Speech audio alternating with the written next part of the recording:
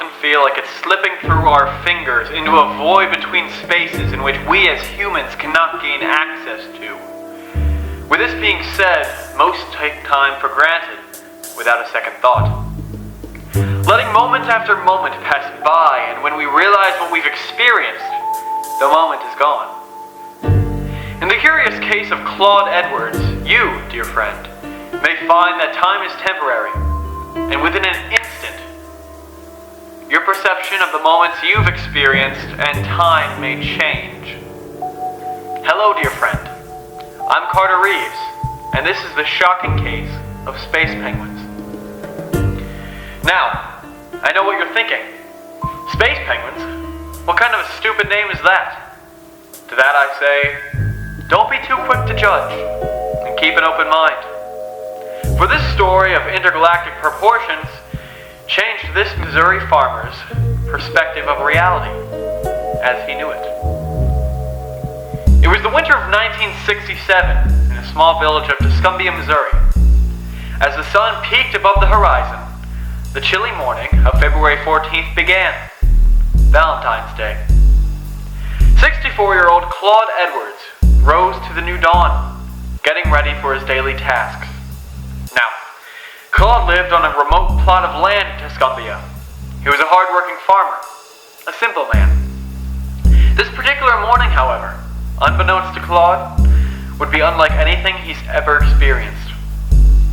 As he hiked across the icy, rocky slope that he took from his home to his barn, he glanced over at the field, and he was absolutely shocked at what he saw. The first thing that he noticed was that all of his cattle were gazing in the same direction, which is strange. They were standing as if on high alert. Claude followed their gaze, only to be left with even more disbelief. Sitting atop the field in the mist of the morning was an enormous, metallic, grayish-green, mushroom-like spacecraft. Edwards was later quoted as saying, "I have never seen anything like it. It looked like a shiny silk or something. Couldn't tell." Edwards and the spacecraft were separated by 2 fences and quite a bit of land at this time. With the craft seemingly staying put, Edwards continued to the barn, almost as if on autopilot, eyes locked with the UFO. After making sure that the barn was locked, Edwards turned back towards the field, and just when he thought that the day couldn't get any stranger, he saw something that he would never forget. Though hard to make out with the current distance, Edwards saw a swarm of little creatures exiting the ship and huddling below.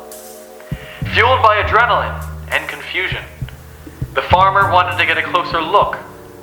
He walked forward and climbed the first gate. By the time he made it to the second gate, he could finally make out the small alien beings in detail. Edwards would describe these creatures as being approximately 3 feet in height and having a grayish-green complexion, much like their mushroom-like ship. They also had dark, beak-like features where their noses and mouths should have been. Whether or not he believed the feature was a natural part of the body or some sort of breathing apparatus is not clear. Edwards also claimed that these aliens were either wearing goggles or had large, wide-set black eyes. When he approached the gate, they began moving in an even more agitated fashion. The creatures buzzed back and forth directly beneath the odd-looking UFO.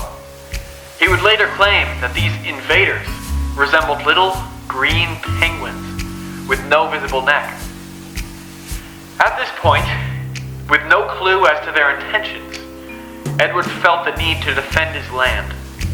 And so, with no true weapons in close proximity, he picked up a pair of bulky rocks and approached what he was convinced at this point was a UFO.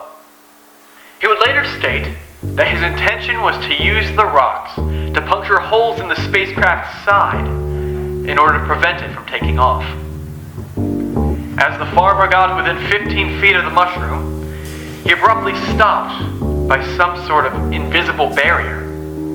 Edwards claimed that he could neither see nor tangibly feel the thing, but the pressure from that invisible barrier, it was unmistakable. Edwards, unable to get close enough to touch the thing, attempted to memorize the details of the ship. The object looked like a big shell, grayish-green looking outfit, he describes.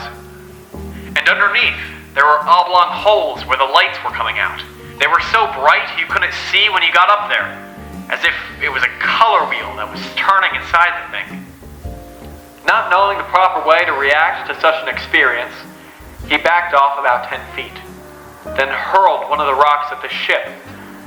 The rock bounced off the invisible barrier and landed on the ground. Edwards then threw the second rock with even more force this time, but this one just skipped over the object, landing in the field behind the UFO. As soon as he lobbed the second stone, the horde of green penguins swiftly disappeared behind the spacecraft. A moment passed. It was then that the strange UFO tilted towards him not once, but twice. And on the third movement, the UFO actually began ascending off the frozen earth. According to Edwards, the flying mushroom soared skyward at the tremendous speed it went before it leveled off and began heading towards St. Elizabeth, which is located northeast of Tuscumbia. The vehicle vanished within moments, leaving behind a puzzled Edwards. Edwards later encapsulated his fantastic encounter for UFO investigator Ted Phillips. The whole thing took over 5 minutes, maybe 10. I never have seen anything like it. Overall, the encounter has left a mystery.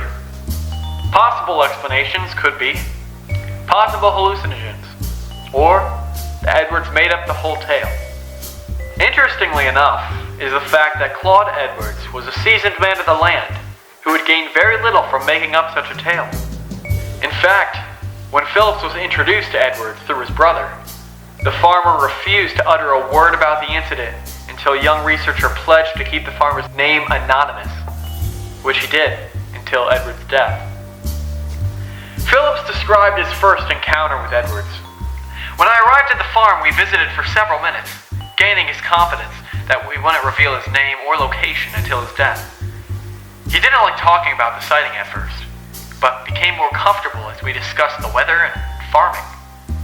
I asked him to relive the event in real time, and we began on his front porch, which faces the large barn near the landing area. The fact that this farmer never tried to squeeze an ounce of publicity has led many investigators to conclude that there would be no motivation for a prank on the part of Edwards. In further support of Edwards' claims, there's an uncanny trace of evidence left behind in the field where the UFO has landed. Phillips, who arrived to interview Edwards not long after the events in question, was able to photograph this evidence. One photo including the spot where the craft had met the soil. This would be the last encounter that Edwards ever reported with these particular space penguins on their mushroom-shaped UFO. Whether you believe this story of Claude Edwards and his space penguins is up to you. But with the evidence put forth and the credibility that Edwards upheld, it really makes you think. This, shall I say, obscure bit of Missouri history is so unique that once you hear the tale, you'll never forget it. And who knows, maybe now, like Edwards, you'll wake up each morning with anticipation, never knowing what high strangeness to expect when you step out your doorstep to greet the new day. This has been the shocking case of the space penguins. And so, my dear friend, if you will, and if you enjoyed this episode, please don't forget to subscribe. That way we'll be sure to make more. Please keep in touch with us in the future as we go along our journey. And I hope to see you again soon.